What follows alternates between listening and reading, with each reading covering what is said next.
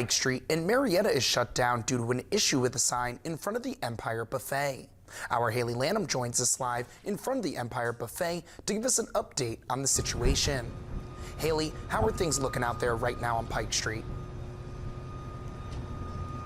Yes, thank you, Andrew. As you can see behind me, the north and southbound lanes are closed right now due to the high wind gusts that are coming through Marietta right now. And behind me, crews are working to get the Empire Buffet sign down as it is swaying. And I was talking to the fire inspector earlier, and he was telling me that they had received some calls, and when he had drove by, everything looked okay, and then a big gust of wind came, and as soon as that wind came, it just started swaying, and it appeared to be breaking at the third base, which is near the bottom. So right now, crews are working behind me to get the sign up and off. There's a crane over there, and they are tying some rope to it to try to get it off.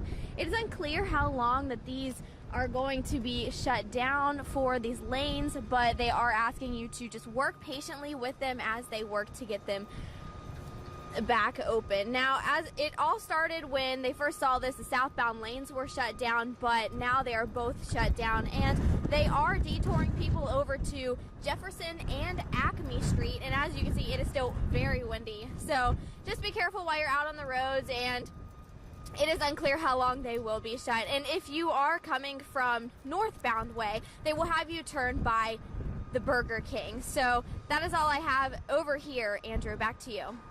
All right, thank you for that update, Haley.